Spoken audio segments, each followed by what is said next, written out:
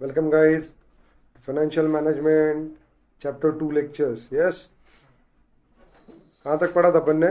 Financial institution हो गया था ना, loan from commercial bank. This is मेरे हिसाब से ब्रिज फाइनेंस वगैरह सब हुआ था ना. हाँ, डेट सिक्योरिटाइजेशन भी हुआ था. मतलब लॉन्ग टर्म पूरे खत्म हो गए थे, लीज भी हो गया था. श्योर ना?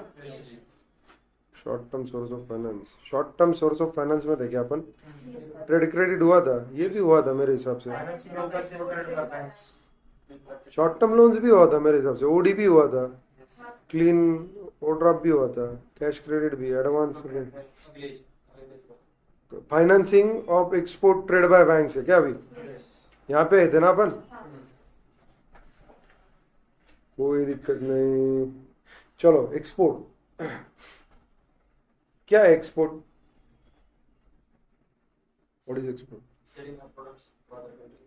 या selling a product to the Other country. Product और services to the other country. ठीक है, ये फॉरेन करेंसी रिजर्व जनरेट करता है हमारे कंट्री के लिए. It's very good thing.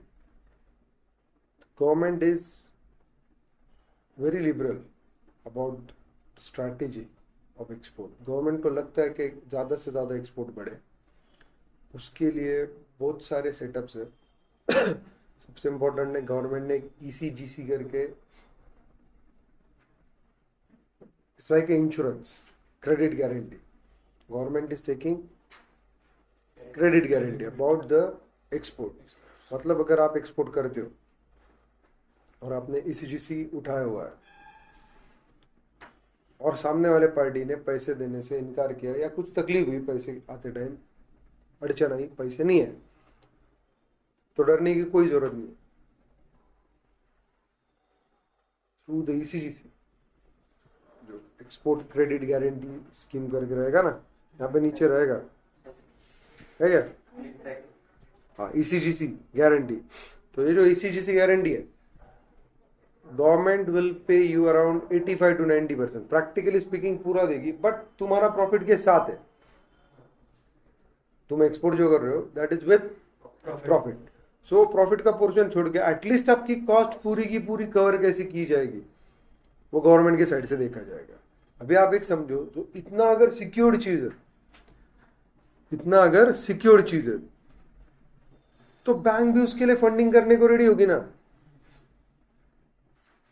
मैं एक्सपोर्ट कर रहा हूं, 10 करोड़ का माल है, मेरे पास 3-4 करोड़ रुपए है, मुझे 9 करोड़ में खरीद के 10 करोड़ में बेचना है. चलो मैंने ECGC भी निकाल लिया, I am having good credit in the market, reputation in the market, but लोग मेरे को इतने दिन तक उधार तो नहीं देंगे.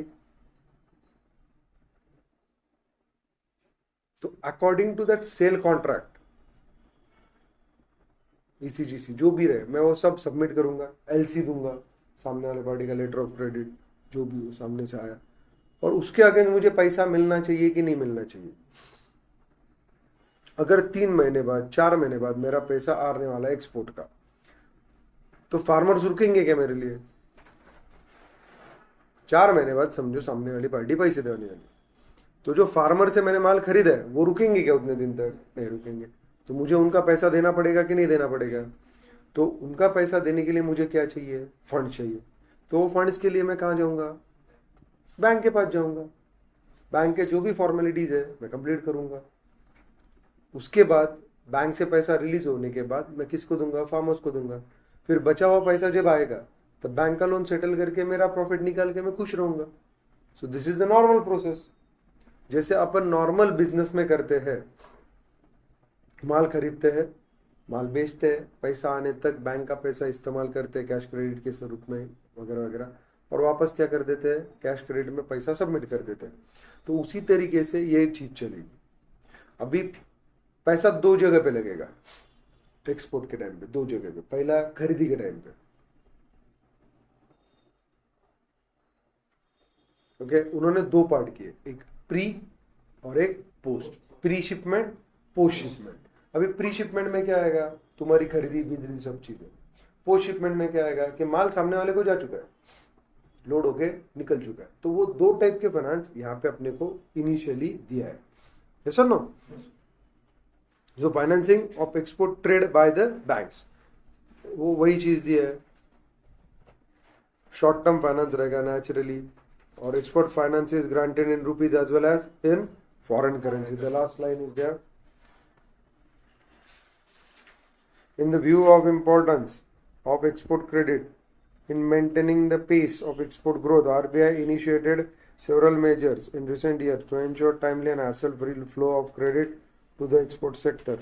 These measures inter alia include rationalization, liberalization of export credit interest rates, flexibility in repayment of prepayment of pre-shipment credit, special finance package for large value exporter, export finance for agricultural export, gold card scheme for exporter, etc. Further, bank has been guaranteed freedom by RBI to source the fund from abroad without any limit. ये बहुत जरूरी चीज है। Exclusively for the purpose of granting export credit in foreign currency, which has enabled bank to increase their lending under export credit in foreign currency substantially during last few years. The advances by commercial bank for export financing are in the form of pre-shipment finance, that is before shipment of goods, and post-shipment finance after shipment of goods. ये सीधा पढ़ने वाली चीज़ है, ज़्यादा tension वाली चीज़ नहीं है। मतलब इसमें कुछ समझने को बहुत डिफिकल्ट है, बहुत बड़ी कंसेप्ट है, ऐसी कोई बात नहीं है। ये नॉर्मल चीज़ है, ये धंधे वाली चीज़ है यार। तू यहाँ से खरीदता है, यहाँ पे बेचता है, तभी भी तेरे को मिलता है ना क्रेडिट। वैसे तू खरीद यहाँ रहा, बेच बाहर रहा, बस इतनी ही चीज़ है। लेकिन उसके लिए सिक्योर्ड सोर्स चाहिए, तेरा वे सिक्योर्ड चाहिए, तेरी पार्टी सिक्योर्ड चाहिए, क्रेडिट गारंटी चाहिए, उसके साथ तेरा इंश्योरेंस चाहिए, बहुत सारी चीज़ें हैं ना उसमें। ये चीज़ें इसमें ज़्यादा ज़रूरी है। इसलिए अपने को क्या लगता है export is difficult, export is not a difficult. तू इंडियन एम्बेसी से, वहाँ पे जो भी अपनी एम्बेसीज है उनसे सपोर्ट ले सकता है। तू उनके बायर जो है तेरे, उनका वेरिफिकेशन करवा सकता है। उनका वेरिफिकेशन जेन्युइन है नहीं है, वो पार्टी जेन्युइन है नहीं है, उनका कंफर्मेशन ले सकता है ईमेल करके। कहाँ पे? जो अपने एम्बेसी के कॉमर्स डिपार्टमेंट के मेंबर्स है, उनसे तेरे को सपोर्ट मिल जाता है। फिर ECGC, तू तेरे गुड्स का जो भी कॉन्ट्रैक्चुअल नोट है तेरा, उसका ECGC करवा सकता है। मतलब अगर पैसे आने में भी दिक्कत होती है तो तेरे पैसे तो डूबेंगे नहीं, government will pay you under credit guarantee scheme. पक्का पढ़ते हैं एक। This generally takes the form of packing credit facility. Packing credit मतलब जो इनिशियली शिपमेंट के पहले अपन पैकिंग करते हैं, उसको बोलते हैं पैकिंग क्रेडिट। उसको क्या बोलते हैं? Packing credit is an advance extended by the bank to an exporter for the purpose of buying, manufacturing, processing, packing and shipping the goods to overseas buyer। मतलब शिपिंग तक का जो भी तेरा खर्चा है उस चीज के लिए बैंक क्या करती है, तेरे को फंडिंग देती है। Any exporter having at and a firm export order placed with him by his foreign buyer और an irrevocable letter of credit open in his favour can approach a bank for availing packing credit and advance. देख, तेरे पास LC चाहिए या purchase order चाहिए? क्या चाहिए? Purchase order. किसने दिया है? तेरे फॉरेन क्लाइंट ने। यस और no? Given by the foreign client. पक्का समझ रहे हो क्या? ये जो फॉरेन क्लाइंट है ये आपको क्या देगा बेटा? इररिवोकेबल LC आपके नाम की या परचेस ऑर्डर देगा, मतलब लीगल करेगा वो कॉन्ट्रैक्ट। अब उसको लेके किसके पास जाओ? बैंक के पास। Now advance so taken bank for availing the packing credit. An advance taken by the exporter is required to be liquidated within 180 days from the date of its commencement by negotiating of export bill or receipt of export proceeds in an approved manner. Thus packing credit is essentially a short term manner। 180 दिन में आपको जो भी आपका packing credit का advance लिया होगा वो आपको क्या करना पड़ेगा? रीएम्बर्स। तू बोले कहाँ से करूंगा सर मैं? कुछ नहीं, वो LC पर रिकवर कर, पूरी प्रोसेस फॉलो कर, पेमेंट प्रोसीजर कंप्लीट कर और बैंक के पैसे आगे। Normally, bank insist upon their customers to lodge with them a irrevocable letter of credit कि वो secured source है, open in favor of customer by overseas buyer, मतलब बैंक जनरली क्या बोलती है, इररिवोकेबल क्या, लेटर ऑफ या मतलब एलसी, ये डिमांड करती है। ये आने के बाद क्या हो जाता है, बैंक श्योर हो जाती है कि भाई ट्रांजेक्शन होने वाला है।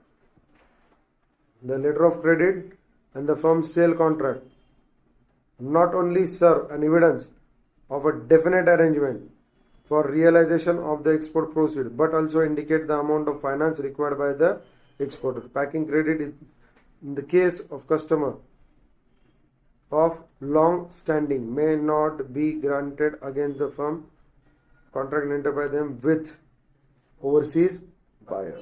ठीक है, कोई दिक्कत नहीं। इसका थोड़ा सा ना नीब छोटा कर देता हूँ मैं, that will be more better. Now type of packing credit, क्या क्या बेटा packing credit? Clean packing credit. This is an advance made available to the exporter only on production of a firm export order or a letter of credit without exercising any change or control over raw material or finished goods. It is a clean type of export advance. इसका मतलब क्या, तेरा माल तेरे ही पास रहेगा पर तू मेरे पास दो चीजें लेके आएगा, एक एक्सपोर्ट ऑर्डर या इररिवोकेबल लेटर ऑफ क्रेडिट, जो ऊपर अपन ने डिस्कस किया। बट यहाँ पे चार्ज या कंट्रोल चेंज नहीं होगा रॉ मटेरियल का और फिनिश गुड्स का, मतलब जो मैं एक्सपोर्ट कर रहा हूं उसके ऊपर कोई चार्ज नहीं चढ़ेगा बैंक का, इसीलिए इसको क्या बोलते हैं, क्लीन पैकिंग क्रेडिट। मतलब ओनरशिप किसके पास ही रहने वाली है, मेरे ही पास, बट उसके ऊपर किसी का चार्ज नहीं आएगा। अब एक चीज बताओ, ये तो फिर लगभग अनसिक्योर्ड हो गया। सिर्फ एक्सपोर्ट ऑर्डर देखा है या एलसी देखा है, चलो एलसी को तो भी अपन मानते, थोड़ा सा अपन ज्यादा इंपॉर्टेंट, बट बेसिकली अपन क्या समझेंगे, ये तो परचेस ऑर्डर पे दे रहे, ऐसे ही किसी को देगी क्या बैंक, उसका गुडविल हो रहा है, उसने ऐसे बहुत सारे ट्रांजैक्शन किए होंगे, तो इट्स अ बैंकर्स डिसीजन। पक्का। Each proposal is weighed according to the particular requirement of the trade and credit worthiness of the exporter. Okay, a suitable margin has to be maintain, also ECGC cover should be obtain by the bank. मतलब clean credit देने के लिए bank को क्या चाहिए, export order, सही बात है कि नहीं, और इररिवोकेबल LC, और क्या चाहिए, ECGC क्रेडिट। पक्का। बैंक क्या चेक करेगी इसमें, बैंक इसमें क्या चेक करेगी, तेरा क्रेडिट वर्दीनेस और रिक्वायरमेंट ऑफ ट्रेड, वो ट्रांजैक्शन की रिक्वायरमेंट क्या है और तेरा क्रेडिट वर्दीनेस। समझा क्या क्या बोल रहा हूं, requirement of trade and credit worthiness, yes और नो, ये हमेशा याद रखो। हाँ, क्लीन क्रेडिट में ये, अगर क्लीन क्रेडिट नहीं रहा तो उसको क्या बोलेंगे, हाइपोथिकेशन क्रेडिट, क्योंकि इधर गुड्स पे चार्ज नहीं आ रहा। नीचे दिया packing credit against hypothecation of goods, समझा, सेम चीज, लेकिन पहले इसमें हाइपोथिकेशन नहीं था, इसमें क्या होगा बेटा, हाइपोथिकेशन होगा। कोई दिक्कत, पक्का। देखो, export finance is made available on certain terms and condition where the exported has pledgeable interest and the goods are hypothecated to the bank as a security with a stipulated margin. At a time of utilizing the above advance, the exporter is required to submit along with the firm exporter order or LC relative stock statement and thereafter continue submitting them every fortnight and or wherever there is a movement in the stock. मतलब आपको कभी भी जब भी आप stock की movement करोगे उसके बाद आपको बैंक को क्या देना पड़ेगा, स्टॉक स्टेटमेंट सबमिट करना, क्योंकि वो हाइपोथिकेटेड है।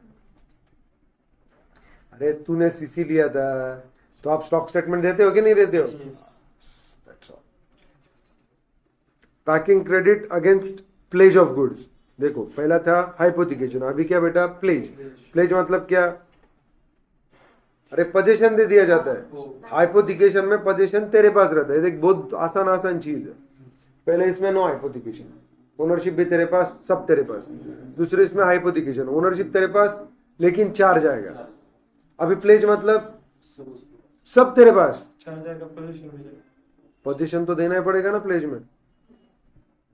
नहीं, मेरे को नहीं आता ज्यादा पर ऐसा लगता है मेरे को, है ना। चलो पढ़ो।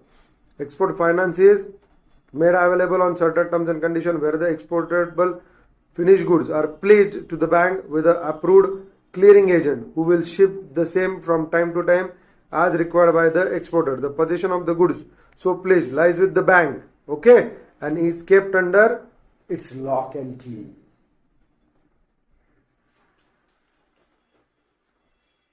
ECGC guarantee, मैंने बोला था ये, any loan given to the exporter for the manufacture, processing, purchasing, packing of goods meant for export against the firm order qualifies for the packing credit guarantee issued by ECGC. खत्म. Last, forward exchange contract. Forward exchange contract, another requirement of packing credit facility is that if the exporter bill is to be drawn in foreign currency, the exporter should enter into a forward exchange contract with the bank, thereby avoiding risk involved in a possible exchange rate, possible change in the exchange rate. मतलब आज ही वो forward contract करेगा कि ये date को ये rate से मैं एक्सचेंज परफॉर्म करूंगा। मतलब क्या होगा, वो तारीख को कोई भी रेट रहे, it's a fix rate of exchange. क्यों? तूने फॉरवर्ड ही डिसाइड किया था, तो लॉस का चांस खत्म हो जाएगा।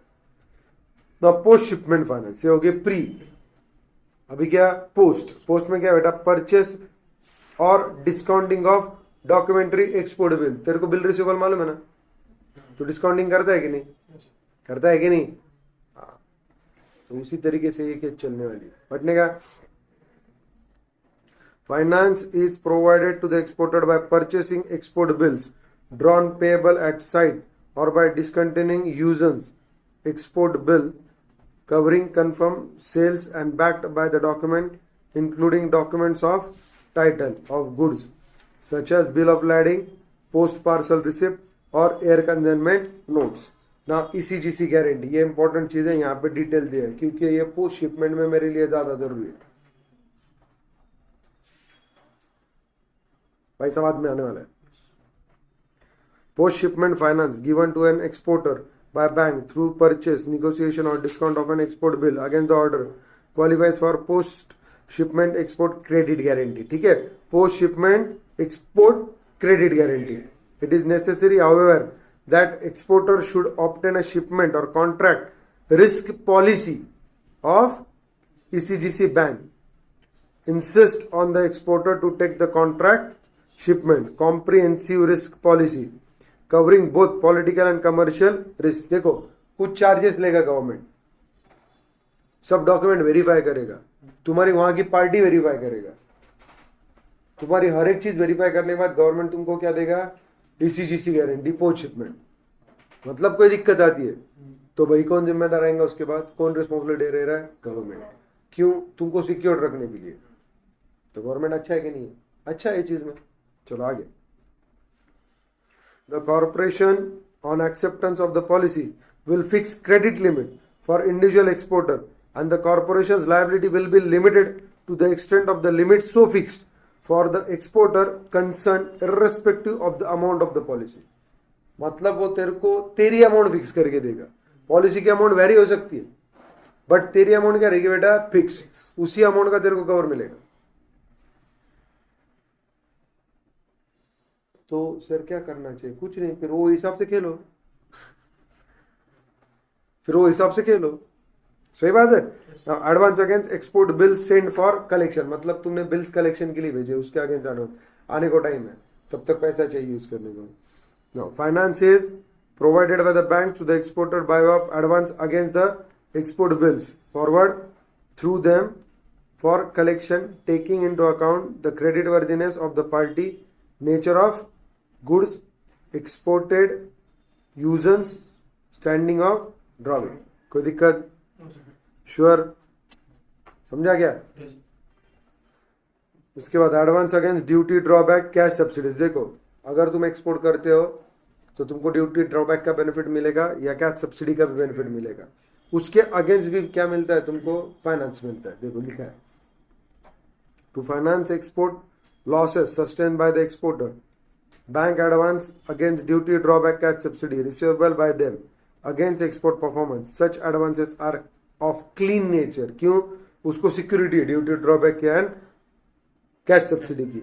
Hence necessary precaution should be exercise. तो बैंक को चेक करना पड़ेगा कि भाई जेन्यून है क्या, उतना आने वाला है क्या, उसको वो उतना क्वालिफाई हो रहा है क्या, ये देख के उसको उसके ऊपर क्या करना चाहिए, बैंक ने फंडिंग करना चाहिए। खत्म, कोई दिक्कत? Now other facilities extended to the exporter are as follow. On behalf of the approved exporter, bank establish letter of credit on their overseas and up country supplier. Second, guarantee for waiver of excess duty etc.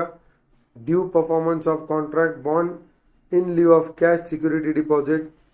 Guarantees for advance payment etc.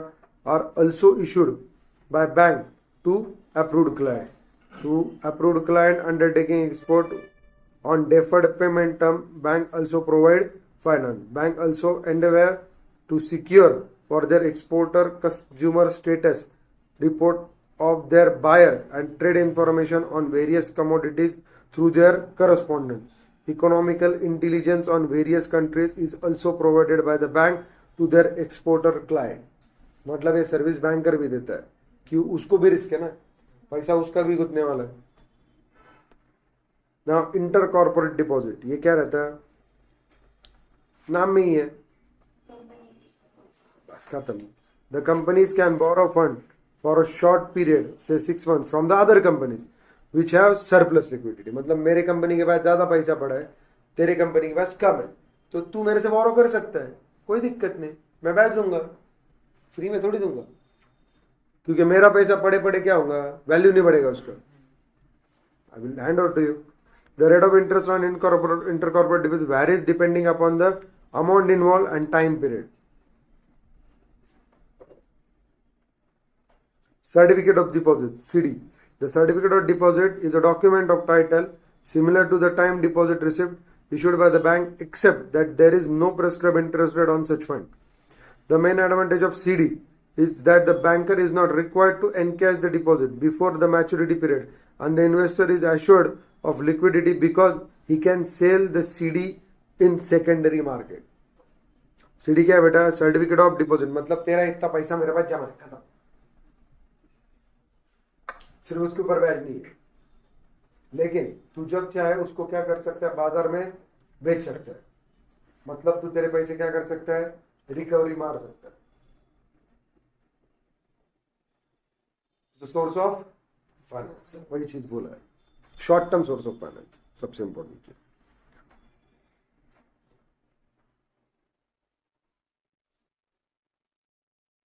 Public deposit क्या है आपको मालूम है ना, क्या है? खत्म।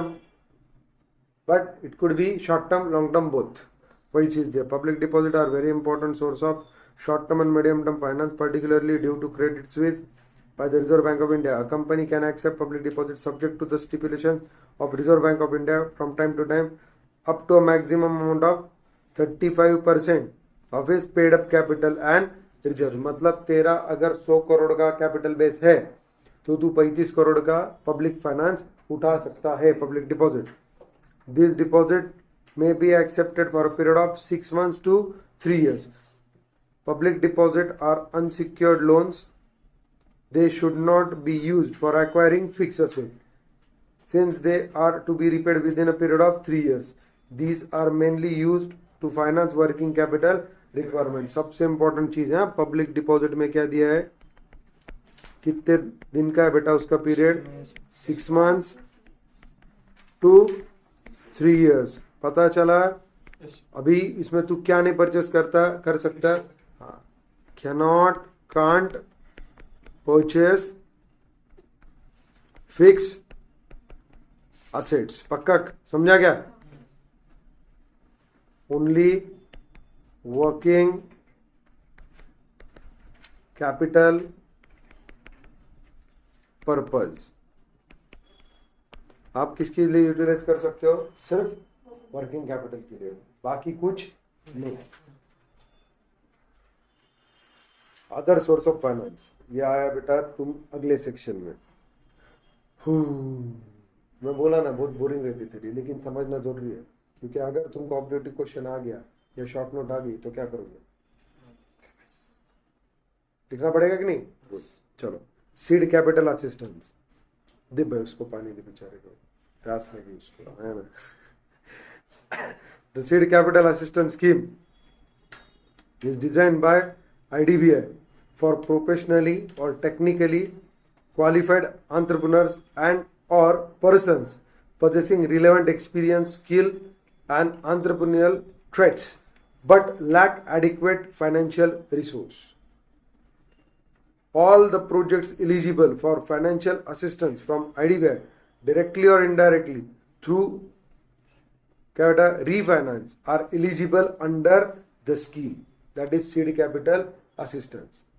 The seed capital assistance अभी वो क्या चीज है एग्जैक्टली ये दिया है। The seed capital assistance is interest free but carries service charge of 1% per annum for the first 5 years and at increasing rate thereafter.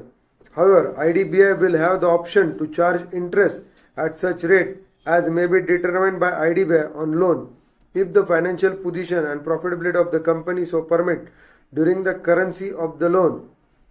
The repayment schedule is fixed depending upon the repaying capacity of the unit with an initial moratorium up to 5 years. इसको क्या बोलते हैं बेटा? Seed capital funding. मतलब वो किसने design किया है? IDBI ने। यस, किस चीज के लिए? प्रोफेशनली और टेक्निकली क्वालिफाइड एंटरप्रेन्योर्स और a person possessing relevant experience, skill and entrepreneurial traits but lack adequate financial resource. तो वो क्या करती है उनके लिए? स्कीम अप्रूव करती है under seed capital assistance. Service charges लेती है, मोरेटोरियम रहता है 5 साल तक का, फिर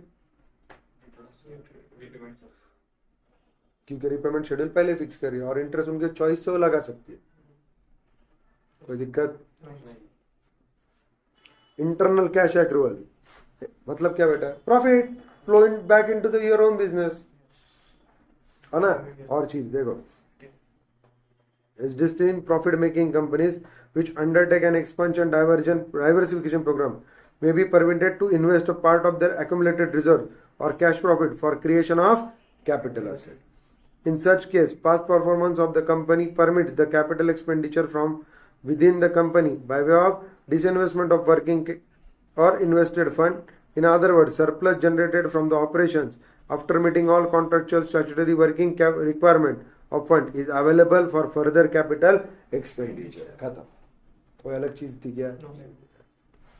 अनसिक्योर्ड लोन, ये तो सबसे इंपॉर्टेंट चीज है। यस, पर तो किससे ले सकता है? दिया है from promoter. Unsecured loans are typically provided by the promoter to meet the promoter's contribution norm. These loans are subordinate to institutional loan. The rate of interest chargeable on these loans should be less than or equal to the rate of interest on institutional loan, and the interest can be paid only after payment of institutional dues. These loans cannot be repaid without prior approval of financial institution. Unsecured loans are considered as a part of equity for the purpose of calculating debt equity ratio. उसको quasi equity बोलते हैं। क्या बोलते हैं? मतलब तेरा capital है, तेरे रिजर्व्स है, उसी तरीके से क्या ट्रीट होगा वो unsecured loan as a quasi equity. इसलिए फाइनेंशियल इंस्टीट्यूशन से अगर तुमने कर्जा उठाया होगा तो उन्होंने क्या किया होगा? डेप्ट इक्विटी रेशियो में वो अनसिक्योर्ड लोन को कंसिडर किया होगा। और अगर आप अनसिक्योर्ड लोन बिंदा से पे ऑफ कर देते हो तो तुम्हारा रेशियो खत्म हो जाएगा ना डेट इक्विटी का। तो विद देयर परमिशन आपको क्या करना पड़ेगा? अनसिक्योर्ड लोन रिपे करना पड़ेगा, because they can treat it as, सीधा बात है, कैपिटल, क्वासी कैपिटल। क्वासी चीज पता है ना? आभासी। चलो आगे आगे आगे। डेफर्ड पेमेंट गारंटी, ये बहुत अच्छी चीज है। Many times a supplier of a machinery provide defer credit facility under which payment for the purchase of machinery can be made over a period of time. The entire cost of the machinery is financed and the company is not required to contribute any amount initially towards the acquisition of the machinery. Normally, the supplier of a machinery insists that the bank guarantee should be furnished by the buyer. Such facility does not have a moratorium period for repayment. Hence, it is advisable only for existing profit-making company. मतलब नया machine आ रहा, पहले मन से ही तेरा हफ्ता चालू हो गया, EMI पे मशीन लेना, लेकिन बैंक से नहीं, सीधा सप्लायर से, डेफर्ड पेमेंट गारंटी. लेकिन वो जो डेफर्ड पेमेंट है, देख सामने वाले का पेमेंट तेरे को आज करना था, क्या किया तूने उसका डेफरमेंट किया, मतलब टप्पे टप्पे से दूंगा. डेफरमेंट मतलब कुछ ज्यादा नहीं रहता, टप्पे टप्पे से दूंगा, खत्म. तो अभी टप्पे टप्पे से देने के लिए वो तेरा चाचा भतीजा तो नहीं है, अंकल है क्या? हाँ, वो क्या बोलेगा, भाई मेरे को गारंटी तो दे, है ना? तो तू क्या गारंटी देगा उसको? बैंक गारंटी यहां पे दिया है, तो अपन उसको बीजी देंगे. बीजी कैसे मिलेगा? तो बैंक में कुछ तो सिक्योरिटी दिखाओगे, फिर बैंक से क्या दोगे? बैंक गारंटी का लेटर लोगे, मतलब तुम्हारी औकात है. फिर उसके बेसिस तुम क्या दोगे? डेफरमेंट पेमेंट करोगे, खत्म. अरे आया ना? एक तो मेरे को समझता नहीं, तुम कुछ भी करते रहते. चलो अभी 33 पेज पे, मेरे हिसाब से 42 पेज का एनालिसिस खत्म करने का अपने को. अभी कल से बोलने होगा जब अपन रेशो एनालिसिस चालू करेंगे. ये अभी ठीक है, थ्योरी है, पर क्या है, थ्योरी बहुत ज्यादा इंपॉर्टेंट है. गाइस एक चीज बोलता हूं, अच्छे से समझो, पेपर आता कैसे. चलो अपन सोचते 100 मार्क का पेपर है. कितने मार्क का पेपर है? 100. हमेशा एक चीज याद रखो, उसमें से 35 मार्क का जो पेपर है, 30 to 35, that will B from easy section. कौन से सेक्शन से आएगा? Easy section. 30 to 35 मार्क का पेपर किससे आएगा? Average section. और 30 to 35 मार्क्स का पेपर क्या आएगा? Tough section. अभी ABC BBC सब साइड में रखो. मैं पहले ही बोल दिया, I don't believe in this thing. मेरा मानना है कि भाई पहला पेज से लेके आखिरी पेज सब इंपॉर्टेंट है. क्यों? 1 मार्क भी इंपॉर्टेंट है पगले. तू बोलेगा 16 मार्क का क्वेश्चन ज्यादा इंपॉर्टेंट है सर, 2 मार्क के या 1 मार्क के ऑब्जेक्टिव से. मेरा मानना अलग है.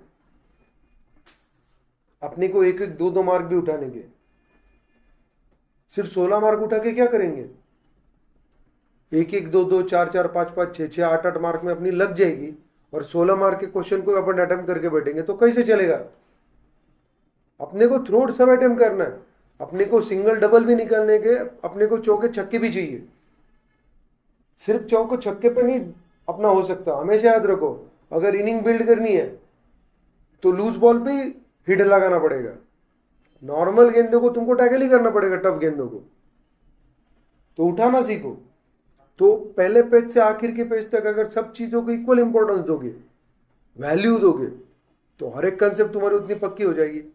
नेचुरली पेपर में कुछ भी पूछने दो, तुम जो भी अटेम्प्ट करोगे that will be with higher accuracy.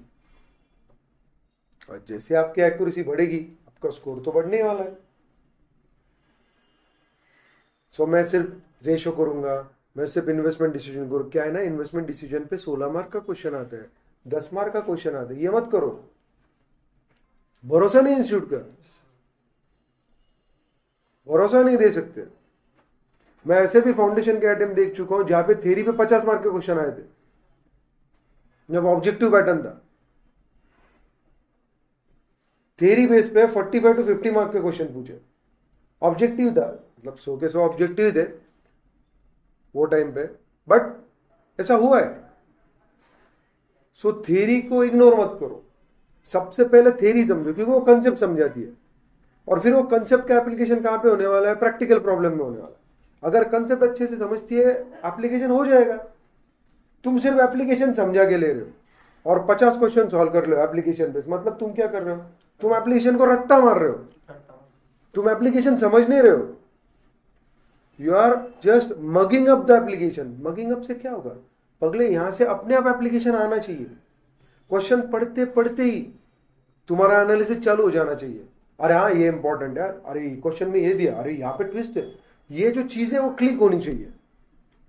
फिर तुम उसको समराइज करो क्वेश्चन पढ़ने के बाद, फिर उसका यूटिलाइजेशन करो क्वेश्चन में, और फिर उस तरीके से क्वेश्चन सॉल्व करो। हर एक क्वेश्चन आसान लगेगा। आधे टाइम पे तो तुमको पता ही नहीं चलता कि स्टार्ट कहां से करें, साला शुरुआत कहां से करें। फिर क्या होता है, तुमको शुरुआत ही पता नहीं चलती, 10 मिनट तो तुम्हारे सोच में चल जाते। ऐसा है क्या? अच्छा ड्राफ्टिंग तो बात की बात है, शुरुआत कहां से करें वही पता। कॉस्टिंग में क्या होता है, बच्चे कॉस्टिंग में फेल होने का रीजन क्या है, फुल 50 क्वेश्चन सॉल्व किए, 60 क्वेश्चन सॉल्व किए। अरे पगले, लेकिन उसने जो दिया है उसमें से जो रिक्वायरमेंट है उसमें से क्या नहीं दिया वो तो देख, वहां से शुरुआत कर, फिर जाके फॉर्मूला में सब फिगर्स आएंगे, फिर जाके तू सॉल्व कर पाएगा। वैसे नहीं है, सिर्फ क्या 100 प्रॉब्लम, कितने प्रॉब्लम सॉल्व हुए, 50 प्रॉब्लम, कितने प्रॉब्लम, 60 प्रॉब्लम क्वेश्चन। अरे पिछले 15 साल के सारे क्वेश्चन पेपर कर दिए, एमटीपीआरडी सब, कंसेप्ट ही मालूम नहीं, फायदा क्या है?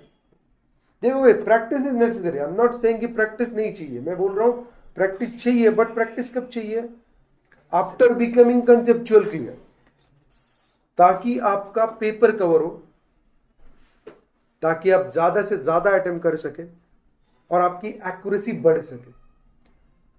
यहां पे सिर्फ आप क्या करते हो कि क्वेश्चन में ये स्टेप्स फॉलो किए थे बस। अरे लेकिन वो स्टेप्स क्यों फॉलो किए थे ये तुमको थ्योरी से पता चलेगा। स्टेप क्या क्या फॉलो किए क्वेश्चन में देख के पता चल जाएगा, लेकिन सिमिलर क्वेश्चन आएगा क्या, नसीब से आ गया, वही स्टेप्स रहे, चांदी, नहीं तो अगला आइटम। लेकिन अगर थ्योरी पढ़ते हो, कंसेप्ट समझते हो, 4 प्रॉब्लम में समझते हो कि ये स्टेप क्यों है, ये क्यों करने की है, इसके बाद कौन सी आएगी, उसके बाद और क्या करना है, और फिर मैं आखिर तक आंसर तक कैसे पहुंचूंगा, ये अगर तुम पूरा दिल से अंडरस्टैंड कर लेते हो तो कोई भी क्वेश्चन पूछने दो ना, यू नो द कंसेप्ट, आपको मालूम है शुरुआत कहां से करने की है, कौन से स्टेप्स फॉलो करने के। अगर क्वेश्चन में ये ट्विस्ट आया तो क्या करने का है, अगर क्वेश्चन में वो ट्विस्ट आया तो क्या करने का है। तो ये चीजें ज्यादा इंपॉर्टेंट है, इसलिए आप कितने भी बोर हो थ्योरी को, don't ignore the theory, basically in the practical one. आप बोलोगे क्यों सर, अबे थ्योरी में तो अपने बाप को थ्योरी पढ़ना ही पड़ेगा, लेकिन वो थ्योरी भी क्या करो, कंसेप्चुअली करो। आपको लगता है लॉ पढ़ने का, लॉ पूरा कंसेप्चुअली पढ़ो, आप बोलोगे सर लॉ, हाँ पढ़ना ही पड़ेगा, लॉ तो कंसेप्चुअली है। अरे जो मेकर ने लॉ बनाया क्यों बनाया, उसने देखा ना मार्केट में क्या चल रहा है, क्या चीज की जरूरत है, फिर एक सेक्शन के बाद दूसरा, दूसरे के बाद तीसरा, तीसरे के बाद चौथा, पूरा उसने क्या किया, स्ट्रक्चर खड़ा किया ना, वो स्टैच्यू है, उसका नाम ही स्टैच्यू है, यस और नो। क्यों है, क्योंकि दैट इज हायरार्की। एक बार तुमको हायरार्की पता चल गई, लिंकिंग पता चल गई, कंसेप्ट पूरा अंडरस्टैंड हो गया, कौन सा सेक्शन क्यों डाला होगा, तुम्हारी फ्रीक्वेंसी कहां तक मैच होनी चाहिए कि साला लॉ मेकर ने ये सेक्शन क्यों डाला होगा, क्या सोच रहेगी लॉ मेकर की। जिस दिन उनके सोच को तुम्हारी फ्रीक्वेंसी मैच करोगे, अपने आप तुमको प्रैक्टिकल प्रॉब्लम्स आसान लगने लगेंगे। क्यों, फिर तुम प्रोविजंस भी लिखोगे, फैक्ट्स भी लिखोगे, प्रोविजंस भी लिखोगे एप्लीकेबल, और उसका एप्लीकेबिलिटी कैसे हो रहा है वहां पे, और उसका कंक्लूजन क्या आना चाहिए, ये तेरा अपने आप अंडरस्टैंडिंग हो जाएगा, खत्म। सो थ्योरी को इग्नोर मत करो, theory is very very important. Yes और नो। और मेरा एक फंडा है, तुम बोलोगे सर कंसेप्ट क्लियर हुई कि नहीं हुई, ये कैसे पता चलना चाहिए, क्वेश्चन होना चाहिए ना कि सर आप इतना बोल रहे हैं कंसेप्ट क्लियर करो, क्लियर इतना बार पढ़ा है, क्यों नहीं आ रहा मेरे को, फिर क्योंकि तेरी कंसेप्ट क्लियर नहीं है। अब तुम पूछना चाहिए कंसेप्ट क्लियर मतलब क्या, बताओ। कंसेप्ट क्लियर का मतलब ये कि वो चीज या वो समझो इंटरनल कैश एक्रूवल है या अनसिक्योर्ड लोन है, ये चीज तू तेरे कलीग को एक्सप्लेन करना चाहिए, और तेरे एक्सप्लेनेशन से वो कलीग को पूरा समझना चाहिए। जिस दिन तू तेरे जूनियर को, what I am saying, colleague को भी नहीं, तेरे जूनियर को तेरी खुद की लैंग्वेज में वो कंसेप्ट में क्या दिया है ये एक्सप्लेन कर पाएगा और वो बंदे को पूरा कंसेप्ट पता चलेगा, वो तेरे को बताएगा अरे हाँ सर आज तक नहीं समझा था मेरे को, ऐसी चीज है क्या, अरे ऐसा है क्या, मतलब अनसिक्योर्ड लोन अगर मैंने लिया होगा तो क्वासी इक्विटी करके ट्रीट करते हैं, अरे तो डेट इक्विटी रेशियो तो चेंज हो जाएगा सर अगर मैंने वो रीपेमेंट कर दिया तो, फिर बैंकर का जो लोन रहेगा वो ज्यादा हो जाएगा और मेरा इक्विटी का पोर्शन कम हो जाएगा, अरे सर फिर मेरा बैंकर तो मेरे पे पूरा वाट लगाएगा, उसका भी ऑडिट होने वाला है सर।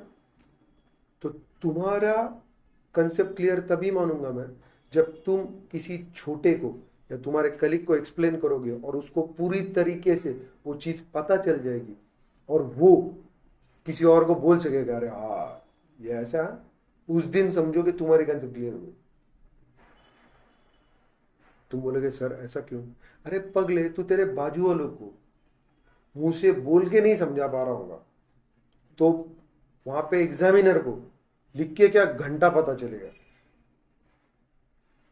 लॉजिक है ना। Yes, yes. बोल के नहीं समझ रही तेरी कंसेप्ट तो एग्जामिनर को लिख के क्या समझेगी, Point. तो वो तरीके से कंसेप्ट क्लियर करो, पक्का। चलो आगे पेज नंबर कौन सा, अरे यार 33. 33. क्या 33. Capital incentive. Sure, Yes, yes. चालू करने का capital incentive. कैपिटल इंसेंटिव क्या रहता है, कैपिटल इंसेंटिव नाम में ही दिया है, कैपिटल बेनिफिट, इंसेंटिव मतलब बेनिफिट, बेनिफिट्स रे, तू सब्सिडी बोल सकता, फ्रंट एंड रह सकता, बैक एंड रह सकता, धंधे के ऊपर रह सकता, टर्नओवर के ऊपर रह सकता, लेबर रिक्वायरमेंट के ऊपर रह सकता, किसी भी चीज के ऊपर रह सकता। कोई भी बैकवर्ड एरिया को डेवलप करने के लिए अगर सोच है वहां पे गवर्नमेंट की या किसी की कि यार तू अगर यहाँ पे आके ये बिजनेस स्टार्ट कर रहा है तो मेरी तरफ से ये अमाउंट तेरे को गिफ्ट, दिस इज इंसेंटिव, खत्म। देख पीएमईजीपी नाम की स्कीम है कि नहीं है, सीएमईजीपी नाम की स्कीम है, आपको मालूम है ना, chief minister employment generation programme, prime minister employment generation programme, 50 lakh तक मैन्युफैक्चरिंग के लिए 80 वुमन एंटरप्रेन्योर रहे तो 35% रूरल एरिया और अर्बन एरिया को 25%। ओके, कितना ऑफ द प्रोजेक्ट कॉस्ट क्या मिलता है, सब्सिडी मिलता है, ये भी इंसेंटिव नहीं है,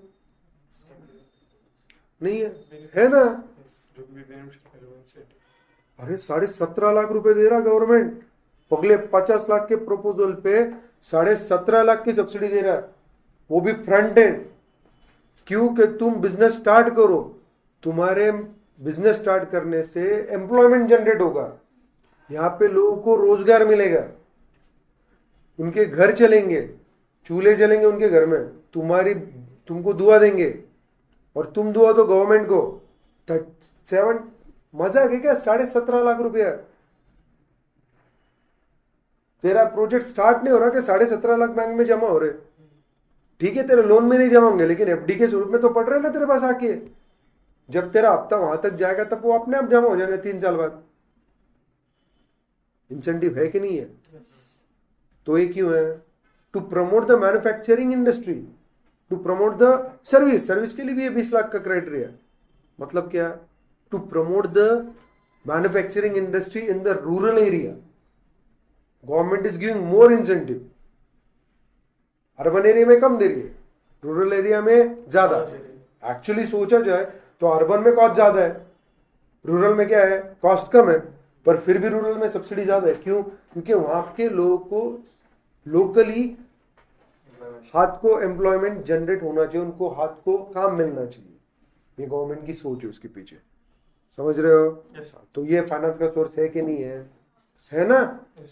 तो वही दिया है, capital the backward area development incentive available often determines the location of new industrial unit. These incentives usually consist of a lump sum subsidy, an exemption from or deferment of sales tax, octroi duty. The quantum of incentive is determined by the degree of backwardness of location. The special capital incentive in the form of lump sum subsidy is a quantum sanction by the implementing agency as a percentage of fixed capital investment subject to overall ceiling. जैसे मानो आप 50 लाख के project को 35% से 17.5 लाख आ रहे, 25% से 12.5 लाख आ रहे, मतलब सीलिंग डिसाइड हुआ है, प्रोजेक्ट की इन्वेस्टमेंट कॉस्ट डिसाइड हुई है और सब्सिडी का पोर्शन भी डिसाइड हुआ है. कौन डिसाइड किया है? Implementing agency. This amount forms a part of the long-term means of finance for the project. However, it may be mentioned that the viability of the project must not be depend upon the quantum and availability of incentive. Institution, while appraising the project, assess the viability of the project as per C without considering the impact of incentive on the cash flows and profitability of the project. मतलब project genuine है कि नहीं वो देख के bank ने finance करना चाहिए, ना कि उसको सब्सिडी आने वाली इसलिए फाइनेंस किया. Okay. Now special incentives are sanction and released to the units only after they have complied with the requirements of relevant scheme. The requirement may be classified into initial effective steps and final effective steps. ठीक है, कोई दिक्कत नहीं. Deep discount bond, secured premium notes, ये है. चलो पढ़ते हैं. Deep discount bond मतलब जीरो इंटरेस्ट बॉन्ड, वो डिस्काउंटिंग पे बेचे जाते. देखता हूँ, पढ़ते. Deep discount bonds is a form of zero interest bond. These bonds are sold at discounted value, and on maturity, face value is paid to the investor. In such bond, there is no interest payout during the lock-in period. मतलब 100 रुपए का bond है, तेरे को कितने मिलने वाले? 100 रुपया. समझो 2 साल की वैलिडिटी है. आज तूने बोला कितने दे सकता है तूने बोला मैं 80 दूंगा, खत्म. वो डिस्काउंटेड वैल्यू पे तू लेके जा, 2 साल बाद मेरे से 100 रुपए लेके जा. इंटरेस्ट की रिकवरी हो रही है उसमें. हाँ, हो रही है ना. प्रेजेंट वैल्यू फैक्टर भी आएगा. ROI तो तेरे हिसाब से डिसाइड कर. तू बोल ही लगा कितना डिस्काउंटिंग पे मिल रहा है, तेरे को परवट रहा होगा तो ले, नहीं परवट रहा होगा तो मत ले. ऐसा ना. आगे. Secured premium notes. Secured premium notes is issued along with a detachable warrant and is redeemed after notified period, say 4 to 7 years. The conversion of detachable warrant into equity share will have to be done within a time period notified by the company. समझा क्या समझा? Secured premium note is issued along with a detachable warrant and is redeemable after notified period, said say 4 to 7 years. The conversion of detachable warrant, जो detachable warrant है उसका जो conversion into equity share, that should be done within the time period notified by the company. Okay, खत्म. Zero interest fully convertible debentures. क्या ये? Zero interest fully convertible debentures. Please. कोई interest rate नहीं है पर वो कंपल्सरीली कन्वर्ट होंगे Shares. Shares. Good. These are fully convertible debenture which do not carry any interest. The debenture are compulsorily and automatically converted after the specified period of time, and the holder thereof are entitled to new equity shares of the company at a predetermined price. क्योंकि यहाँ पे ये चीज ज्यादा जरूरी है. मेरे को भरोसा है ये कंपनी की नेटवर्थ बढ़ेगी, ये कंपनी का मार्केट वैल्यू बढ़ेगा. आज मेरे को 2 साल में 3 साल में इतने प्री डिटरमाइंड प्राइस को शेयर मिलने वाले ये डिबेंचर के बदले में. चलो इंटरेस्ट नहीं तो नहीं, तो ये 3 साल का मेरा कैपिटल ग्रोथ बढ़ने वाला है, ये सोच के मैं इन्वेस्ट करूंगा. नहीं समझा? समझा? क्या समझा?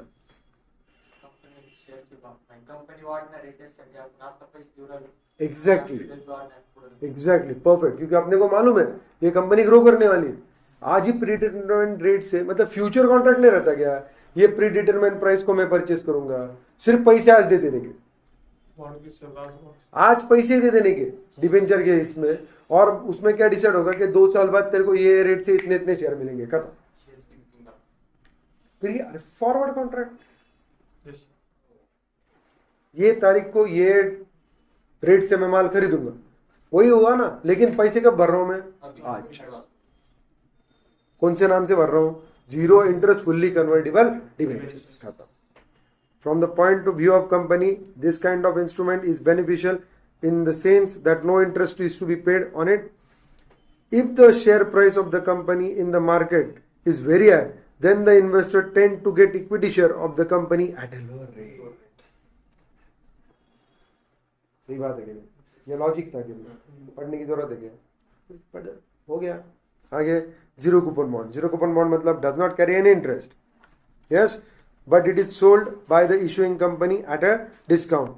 The difference between the discounted value and the matured or face value represent the interest to be earned by the investor on such bond. ये अपना 80 रुपए का शेयर. जो ऊपर अपन ने देखा था कौन सा डीप डिस्काउंट, उसी तरीके से zero coupon bond. Similar platform. Option bond. These are cumulative and non-cumulative bond where interest is payable on maturity periodically. Redemption premium is also offered to the attract investor. Same story है. इसमें ब्याज आता है cumulative non cumulative दोनों type का रहता है. एक तो पीरियडिकली पे होगा या एक साथ अल्टीमेटली एंड को पे होगा. ये ऑप्शंस उसके साथ अवेलेबल है. और रिडम्पशन वैल्यू क्या रहेगी उसकी with premium. Now inflation bond. Inflation bond are the bond in which interest rate is adjusted for inflation. Thus the investor get interest which is free from the effect of inflation. For example, if interest rate is 11% and the inflation rate is 5%, investor will get 16%. Definitely na. Meaning thereby the investor is protected against the inflation. Now floating rate bonds. Floating rate मतलब fluctuating. Floating मतलब this is floating. Yeah. This is as name suggests is the bond where the interest rate is not fixed and is allowed to float depending upon the market condition. This is an ideal instrument which can be resorted by the issuer to hedge themselves against the volatility in the interest rate. This has become more popular as a money market instrument and has been successfully issued by financial institutions like IDBI, ICICI. International financing. अभी वापस अपन चले international financing में. इसमें क्या क्या है? Commercial, development, discounting of trade bill जो अपना हो चुका है, इंटरनेशनल एजेंसीज जो भी इंटरनेशनल जैसे अपने फाइनेंस कॉर्पोरेशन है वैसे ही जो इंटरनेशनल फाइनेंस कॉर्पोरेशन है वो देखना पड़ेगा इसमें. Then international capital market. Capital market मतलब शेयर मार्केट वहाँ के खत्म. उसके बाद क्या बेटा फाइनेंशियल इंस्ट्रूमेंट्स है. उसमें क्या क्या दिया है? External commercial borrowing ECB. Euro bond. Euro bond आपका हो चुका है. Euro bond is not European bond ना. दूसरे करेंसी में तेरे को इशू करना पड़ेगा बस खत्म. Then foreign bonds. Then fully hedged bond. Then medium term notes MTN. उसके बाद floating rate notes. Then euro commercial paper. Then foreign currency option. Foreign currency future. Futures and option जैसे अपना है वैसे फॉरेन करेंसी के. Then foreign euro bond. Euro convertible bond. Euro convertible zero bond. Zero bond का मतलब आपको अभी पता चल चुका है. Predetermined prices. Interest is euro bonds with equity warrant. ये वारंट भी मालूम है आपको नोट्स के साथ आगे चलता है. Environmental social governance link bond. उसमें ग्रीन बॉन्ड है, सोशल बॉन्ड है और सस्टेनेबिलिटी लिंक बॉन्ड में एक चीज है. Then euro issues by Indian company जो इंडियन कंपनी यूरो इशू करते हैं. उसके बाद आएगा ADR, GDR, then Indian depository receipt. उसके बाद कंटेम्प्रेरी सोर्सेज दिए फंडिंग के. Crowd funding, equity funding, peer to peer lending, startup funding, donation based crowd funding. तो अपने को बहुत सारे कंसेप्ट और सीखने के तो अपन साथ में सीखेंगे. टेंशन मत लो, बैठो. कोई है ही नहीं तुमको पक्का ना. Thank you. खत्म करके उठेंगे.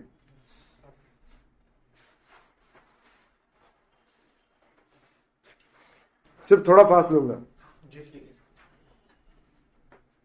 चलेगा ना. 35 पे ना अपन बहुत सारी कंसेप्ट है खत्म करेंगे. चलो the essence of financial management. चलो कॉन्सेंट्रेट. क्या हुआ कुछ काम है? Thank you. Any difficulty? No, sir. अगर रहा डाउट तो पूछो. नहीं सर 55 मिनट्स है पूरा continue No issue. We'll continue. Okay? Now, international financing. The essence of financial management is to raise and utilize the fund raised effectively.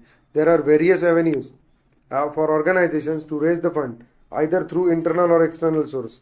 The sources of external finance include सबसे पहले commercial bank. अपना जैसे ये है क्या बेटा, अपने जैसे कमर्शियल बैंक है वैसे ही like domestic loan. Commercial bank all over the world extend foreign currency loans also for international operations. These banks also provide to overdraw over and above the loan amount. मतलब वो OD भी देते हैं, basic loan भी देंगे foreign currency में, OD facility देंगे, वो ड्रॉ करने की भी परमिशन रहेगी.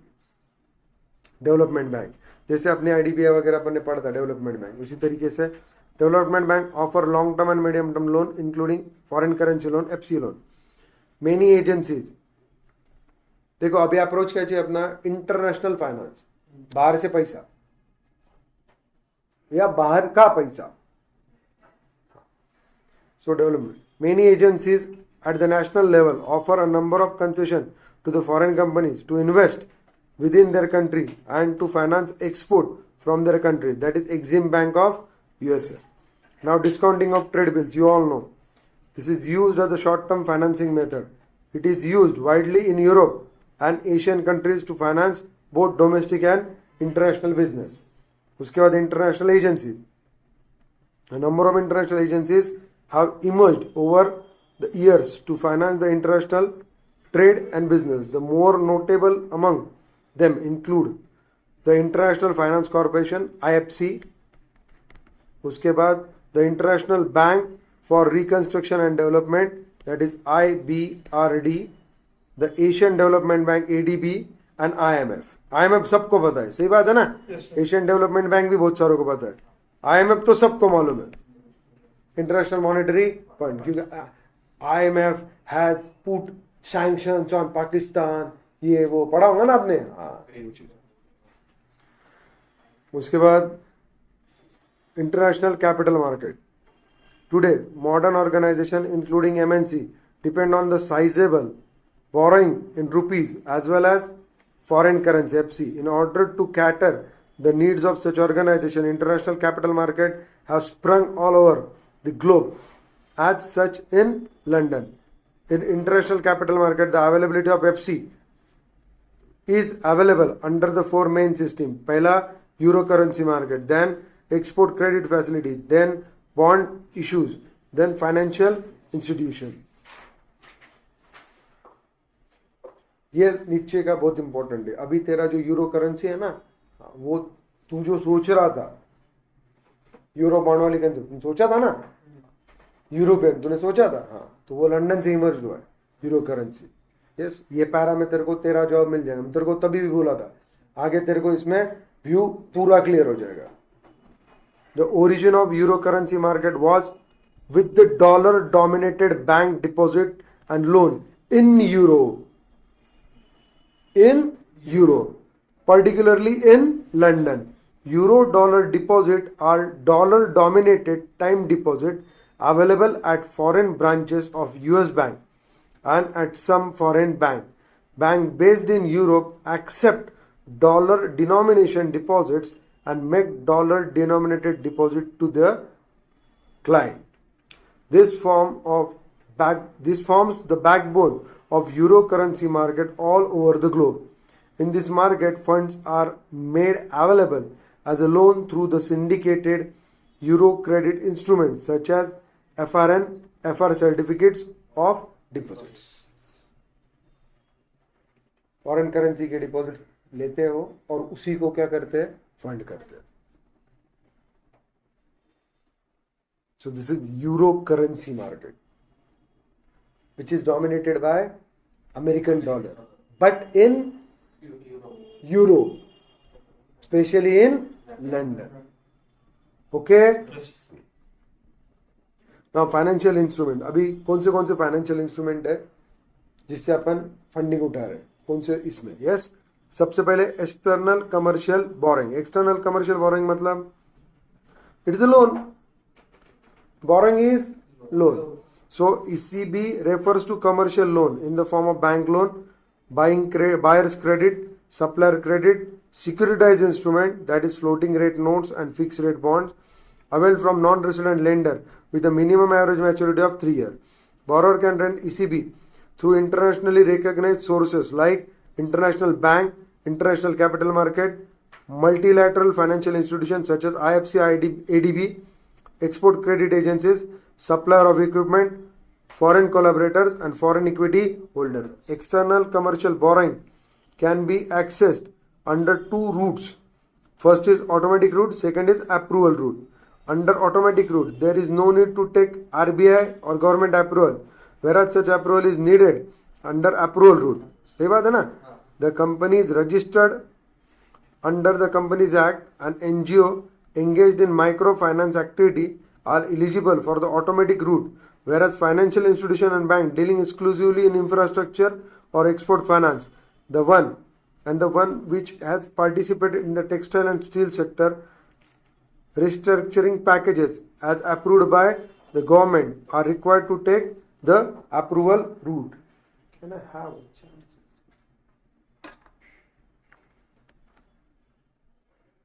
चलो नहीं है. क्यों नहीं किया?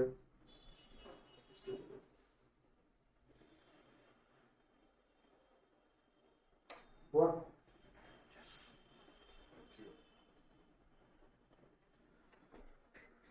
Now Eurobonds. Yes. What are Eurobond? ये तेरा वाला. Eurobond are debt instrument which are not denominated in the currency of the country in which they are issued. मतलब दूसरे के कंट्री में दूसरे करेंसी में जाके तू फंड रेज करना है. Example, yen note floated in Germany. अब येन किसकी करेंसी है? जापान की. कहाँ पे कर रहे हो अपन फ्लोट? जर्मनी में.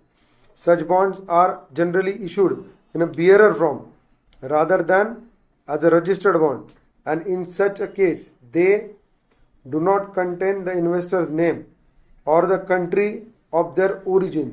These bonds are attractive propositions to the investor seeking price. चोरी चोरी चुपके चुपके. फिर अपने कंट्री में जाके, नाम नहीं है, अपने कंट्री में जाके उसको मैच्योर करो, इस्तेमाल करो. यस, लेकिन उसको लिए रूट रखे. तू तेरा 2 नंबर का पैसा लेके आएगा और बॉन्ड लेके जाएगा, इतना आसान चीज नहीं है. देन फॉरेन बॉन्ड, ये डेट इंस्ट्रूमेंट है जो फॉरेन कंट्री में अपन इशू कर दी. Yes, these are the debt instrument issued by foreign corporations और foreign government. Such bonds are expose to default risk, specially the corporate bonds. These bonds are denominated in the currency of the country where they are issued. However, in case of these bonds are issued in a currency other than the investor's home currency, they are exposed to exchange rate risk. An example of a foreign bond, a British firm placing dollar-denominated bond in USA. उस country में उसी के currency में अगर तू bond डालता तो उसको बोलेंगे फॉरेन बॉन्ड.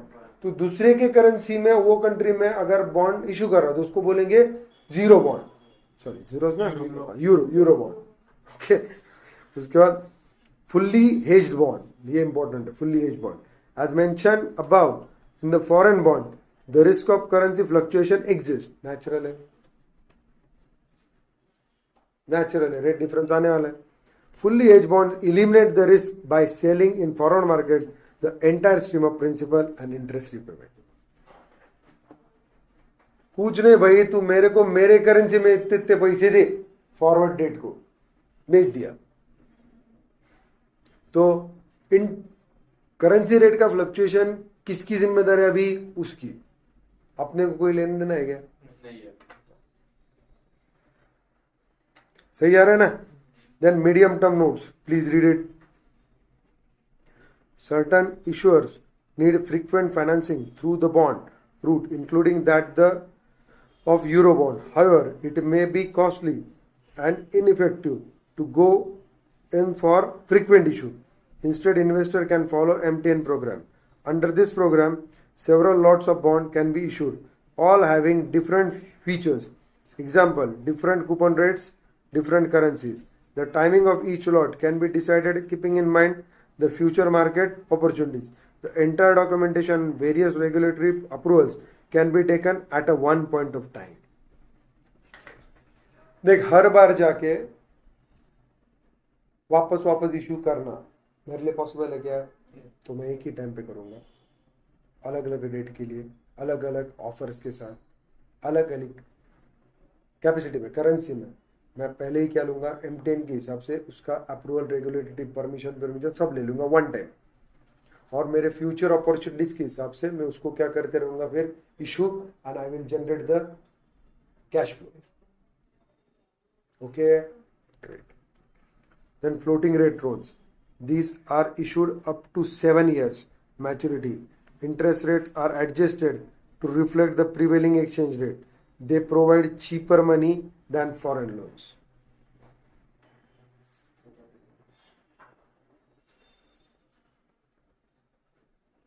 उसके बाद euro commercial paper ECP. ECP are short term money market instrument. They have a maturity period of less than 1 year. They usually designated in US dollars. Then FCI, foreign currency option. A FCI option is the right and not the obligation to buy or sell foreign currency at a specified price on or before a specified date. It provides hedge against the financial and economic risk. ये आपको मालूम है, futures and options, I think so. Then foreign currency futures बोला, option के बाद क्या आएगा, future. FC future और ऑब्लिगेशन, पहला क्या था, देखो ऑप्शन क्या है बेटा, राइट टू बाय और सेल, और फ्यूचर क्या बेटा, इट्स अ ऑब्लिगेशन। ये राइट नहीं है, ये क्या है बेटा, ऑब्लिगेशन है। पक्का ये ध्यान में रखो, यहां पे गलती होती है। Right is option and obligation is futures. To sell a specified foreign currency in the present or settlement of future date. Then foreign euro bonds. Foreign के यूरो बॉन्ड्स मतलब फॉरेन के दूसरे कंट्री में दूसरे के डिनोमिनेशन में issue किए वाले bonds.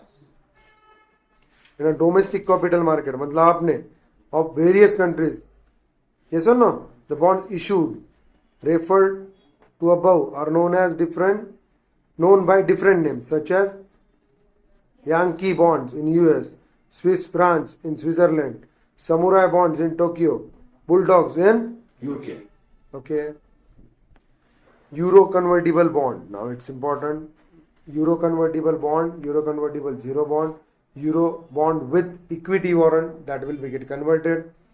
And then ESG, ESG में क्या है बेटा, 3 टाइप है, ग्रीन, सोशल और सस्टेनेबिलिटी लिंक। उसके बाद euro issues by Indian company, जिसमें आपने ADR GDR जो सीखा था, ये चीजें वहां पे आएगी। ये सुन लो। फिर क्राउड फंडिंग मतलब अपन खत्म होने को आ रहे, 4-5 पेजेस में से याद है ना। Euro convertible bond, convertible bond is a debt instrument which gives the holder of bond an option to convert the bond into a predetermined number of equity shares of the company. मैंने बोला था convertible bond क्या है, जो equity shares में convert होंगे। कहां पे कैसे होंगे, प्रीडिटरमाइंड डेट से, प्रीडिटरमाइंड नंबर से। रेट नहीं बोल सकते ना, रेट तो अपन आज पे कर रहे, प्रीडिटरमाइंड भाई तू इतने इतने पैसे देगा, 3 साल बाद तेरे को इतने इतने शेयर्स मिलेंगे। पक्का। Usually the price of equity share at the time, जो मैंने बोला था पहला सोच कि अपन आज पैसे दे रहे और 2 साल बाद मेरे को प्री डिटरमाइंड रेट में 100 शेयर 200 शेयर 500 शेयर का लॉट मिल रहा, तो मेरी सोच क्या रहेगी भाई, इसकी कैपिटल की वैल्यू बढ़ने वाली। I will give him check करो, वही है क्या। Usually the price of equity share at the time of conversion will have a premium element. These bonds carry a fixed rate of interest, and if the issuer company so desire, it may also include a call option where the issuer company has the option of calling and buying the bonds for redemption prior to the maturity date, or a put option which gives the holder the option to put or sell his bond to the issuer company at a predetermined rate, date and price. Okay. उसके बाद euro convertible zero bond मतलब देख पहले इसको interest रहेगा, क्यों? वो bond है. जीरो बॉन्ड को these bonds are structured as a convertible bond. No interest is payable on the bond, but conversion of bond takes place on maturity at a predetermined price. Usually there is a 5-year maturity period and they are treated as deferred issue of equity shares. Euro bond with equity warrant मतलब attach warrant रहेगा. Due time में आप जाके उसको convert कर सकते हो. आया ना? These bonds carry a coupon rate determined by market rate. The warrants are detachable. Pure bond are traded at discount. Fixed income fund management may like to invest for the purpose of regular income in this case. Then environment, social, governance linked bond. These bonds carry a responsibility of the issuer company to prioritize optimal environmental social governance factor. Investing in ECG bond is considered social responsibility investing. ECG bonds can be project based, green bond, social bond and target based sustainability linked bonds. ये 3 type है इसके. Yes और no? चलो पढ़ते हैं. Project based में 2 है. क्या बेटा? Green and social. टारगेट में क्या है? Sustainability link bond. Green bond. These are most popular ECG bond that are issued by financial, non-financial public institution where the bond proceeds are used to finance green project. Green projects are aimed at positive environmental and or climate impact, including cultivation of eco-friendly technology. India is the second largest green bond market. For example, Ghaziabad Municipal Corporation becomes the first municipal corporation to raise 150 crore from green bond in year 2021. याद रखो. Social bond. These bonds finance the socially impactful project. The projects here are related to the social concern such as human right, equality, animal welfare, etc. For example, vaccine bonds are social bond issued to fund the vaccination of vulnerable children and protection of the people in lower income countries. Now sustainability linked bond, ये क्या बेटा? Target based. These bonds are combination of green bond and social bond. Proceeds of SLB are not meant for a specific project but for general corporate purpose to achieve key performance indicator KPI. For example, Ultratech Cement raises $400 million through India's first substantially linked bond in year 2021. The company aims to reduce the carbon emission through the life of bond of 10 years. Now, euro issues by Indian companies. Indian companies are permitted to raise foreign currency resource through issue of ordinary equity shares through Global Depository Receipt, American Depository Receipt, or issue of foreign currency convertible bond FCCB to the foreign investor, that is institutional investor or individual including NRI residing abroad. Such investment is treated as foreign direct investment. The government guidelines on these issues are covered under the foreign currency convertible bond and ordinary shares through depository receipt mechanism scheme 1993 and notification issued after the implementation of the said scheme. मैंने बोला था depository के पास तुम्हारा जाएगा, फिर वहां से तुमको पैसा मिलेगा. बताया था कि नहीं बताया था? एडीआर. एडीआर कहां पे चलता है? यूएस में. देख मैं जाऊंगा वहां पे, उनके स्टॉक एक्सचेंज में लिस्ट करूंगा, उसके लिए पूरे डॉक्यूमेंटेशन करूंगा, मेहनत करूंगा, तकलीफ उठाऊंगा, रात दिन एक करूंगा, फिर लिस्ट होऊंगा, फिर उनके रेगुलेशन फॉलो करूंगा, फिर उनका ऑडिट कंफर्म करूंगा. इतनी सारी रिक्वायरमेंट करना आसान है क्या? आया ना? सो कोई दूसरा वे है पैसे उठाने का? हाँ है. कौन सा way? ADR. ADR and GDR. Okay, क्या वे देखते चलो. These securities are offered by non-US companies who want to list on any US exchange. क्या बोला था? हमको US exchange को क्या करना है? लिस्ट करना है. Want to list? क्यों पैसा उठाने के लिस्ट तो होना पड़ेगा ना? देखो, each ADR represent a certain number of companies regular shares. क्या बोला था? It's a set of regular share. वो वर्ड वैसा यूज नहीं किया, बट मैं तेरे को बता रहा क्या, सेट ऑफ रेगुलर. एक एडीआर में बंच रहेगा 10-15 what ever the number of shares of that company. ADR allow US investor to buy shares of these companies without cost of investing directly in the foreign stock exchange.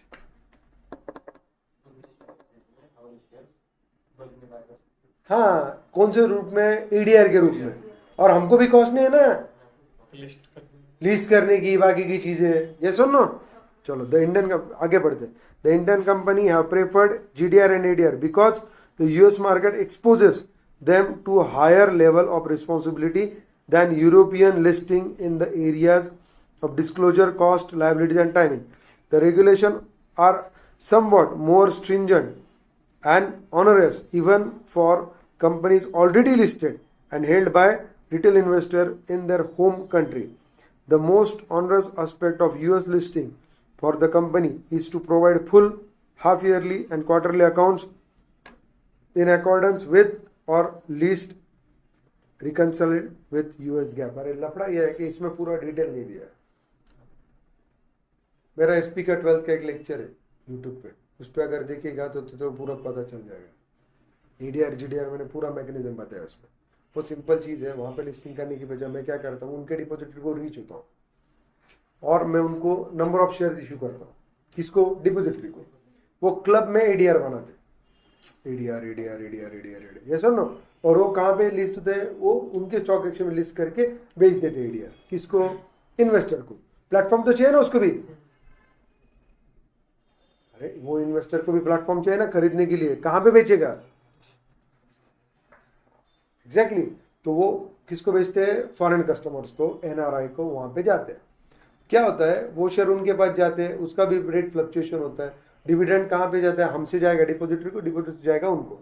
और हमारे share की यहाँ पे price बढ़ी तो naturally वहां पे वो ADR की भी प्राइस क्या होगी? ऐसा मेरे को लगता है. बोल सकते हैं. देख, तू स्टॉक एक्सचेंज में लिस्ट होना आसान है क्या? आसान है क्या? इसलिए FDI है. तो बल्क लोग उनको बोलते हैं कि सर हमको इन्वेस्ट करना है, वो भी अपने को साथ टाइप होते हैं. और US में अपने को सपोर्ट अच्छा है, तो अपन वहां पे ADR के माध्यम में बहुत ज्यादा पैसे अपन सोर्स ऑफ फाइनेंस उठाया. कोई दिक्कत? श्योर? पक्का? वैसे ही GDR अमेरिका में चलता है. ADR GDR कहाँ चलता है? अमेरिका छोड़ के वाकई. यस और नो? हाँ. These are negotiable certificates held in the bank of one country representing specific number of shares of stock traded on the exchange of another country. आ गया क्या? Specific number of share traded on the exchange of another country. पक्का? Listing नहीं है. क्यों? Depository के माध्यम से. वहां पे भी डिपॉजिटरी सर्विस है ना. डिपॉजिटरी क्या रहता है? डिपॉजिटरी इज अ पर्सन और ऑर्गेनाइजेशन. वो सब शेयर उनके पास रजिस्टर्ड रहते हैं. ऑब्वियसली. नहीं तो तू उड़ाएगा तब शेयर छापेगा. ऐसा थोड़ी चलेगा. एक ही नंबर के शेयर 10 लोगों को देगा. ऐसा चलेगा क्या? नहीं चलेगा ना. वो हर एक शेयर किसके पास रजिस्टर रहता है? डिपॉजिटरी के पास. और उसको इशू कौन करता है? Ultimately depository. वो मैकेनिज्म ही हुई है. Okay. These financial instruments are used by the companies to raise capital in either dollar or euros. They are mainly traded in European countries and particularly in London. ADR, GDR and the Indian scenario. The Indian companies are shedding their reluctance to tap the US market. Infosys Technologies was the first Indian company. Reluctant. Okay. First the company to be listed on NASDAQ in 1999. However, the first Indian firm to issue sponsored GDR or ADR was Reliance Industry Limited. Beside these two companies, there are several other Indian firms which are also listed in the overseas browse. These are Wipro, MTNL, State Bank of India, Tata Motor, Dr. Reddy's Lab, etc. ADR, GDR समझा? बहुत लोगों को नहीं समझता, समझा ना? Now Indian Depository Receipt.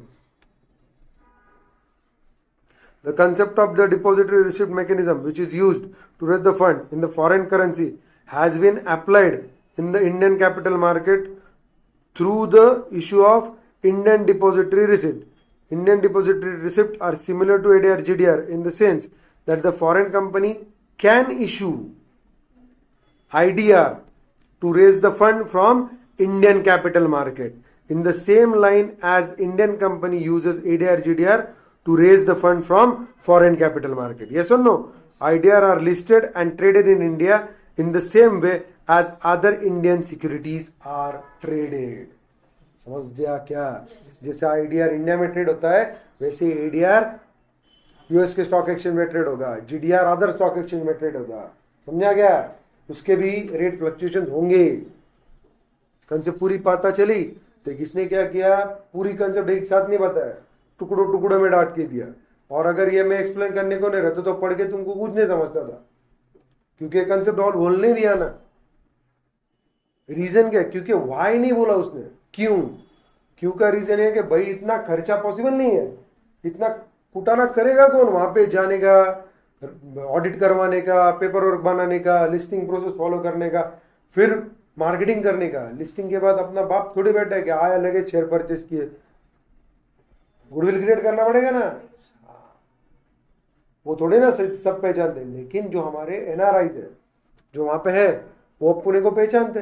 तो अपने कंपनी का एडीआर भी आ गया तो भी जाके वो बाय करेंगे ना, कम कॉस्ट में, कम रिस्ट्रिक्शन में, कम रेगुलेशन में. अपने को क्या मिल रहा?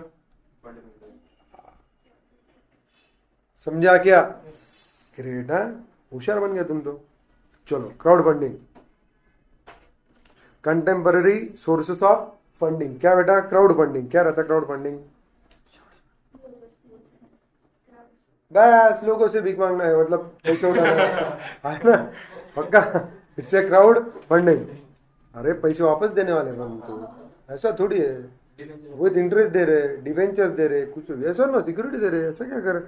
इन simple term, the crowd funding means raising fund for an individual और organisation from group of people to fund a project, typically via internet, social media, crowdfunding website. It generally involves collecting funds from family, friends, stranger, corporates, and many more in exchange of equity, known as equity funding, known or loan, known as P2P lending, or nothing at all, matlab donation. The source of funding is also help startup to substantiate demand for their product before entering into production. In the crowdfunding process, three parties involved: the fundraiser, second mediator, then fund investor. The platform mediator may also charge certain fee for in the form of processing fee, transaction fee, either as a fixed amount or a percentage or in combination of both. Second, equity funding. You know, equity crowdfunding ये अपन पूरा contemporary source of funding देख रहे हैं. Equity crowdfunding is a mechanism where investor invest money in the organization and receive securities of that organization in return. Every investor would entitled to stake in the organization depending on their investment. The digital nature of crowdfunding target large number of investors with a small contribution. This type of funding is mostly adopted by startup. Some of the platform offering equity crowdfunding are Start Engine, Equinet, उसके बाद Seed Invest, etc. Now P2P, that is peer-to-peer lending, मतलब person to person, peer-to-peer. It is a category of crowdfunding where lender match with the borrower in order to provide unsecured loan through online platform. The fund raised are paid back by the borrower with interest. Though this kind of lending involves certain risk of default, just as a bank bear in case of conventional method of lending. Anyone interested in investing money under P2P lending can visit the P2P lending platform and choose among the borrowers considering risk and return. Some of the platform offering P2P lending are I2I Funding, Lendbox, Fairsend, Rupee Circle, etc. Okay. Now startup funding. Startup funding क्या है? Startup company being newly formed needs a fund before starting any project. However, startup is difficult to manage loan from bank क्योंकि उनको मिलता नहीं है. Leaving crowdfunding as one of the source of finance. Though crowdfunding, startup companies can raise money from large group of people. The crowdfunding may be in the form of equity funding, P2P lending, or both. Then last is donation-based crowdfunding. It is a source of finance where large group of people donate money as a charity for some cause with no expectation of any ownership or debt. Some of the platforms that are used for donation-based crowdfunding are GoFundMe, used for donation against medical needs education, Keto, used for donation against medical needs, then Fuel a Dream, used for donation against charity projects, new ideas, etc. Okay, पढ़ो, कोई difficulty हो तो पूछो, exercise, उसके बाद तुम्हारा जो भी प्रीवियस एग्जामिनेशन क्वेश्चंस है, अपने जो क्वेश्चन बैंक्स हैं जो मैंने तुमको ऑलरेडी दिया है, यस और नो, वो क्वेश्चन बैंक से पहला चैप्टर और दूसरा चैप्टर पूरा खत्म करो. प्रिंट निकाले थे ना अपन ने, बस खत्म.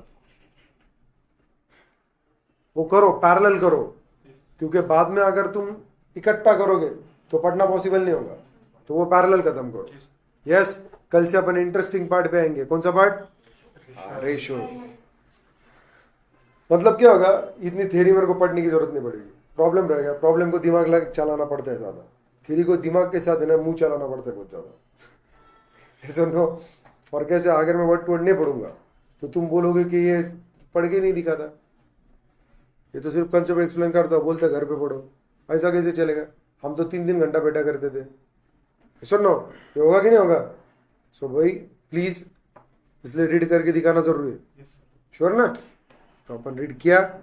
नाउ प्लीज अच्छे से पहला और दूसरा चैप्टर कवर करो, जो आपको प्रीवियस 15 ईयर्स के क्वेश्चन पेपर का सेट कंपाइल करके जो दिया है इसके साथ, वो भी अच्छे से पढ़ो, पहला चैप्टर और दूसरा चैप्टर.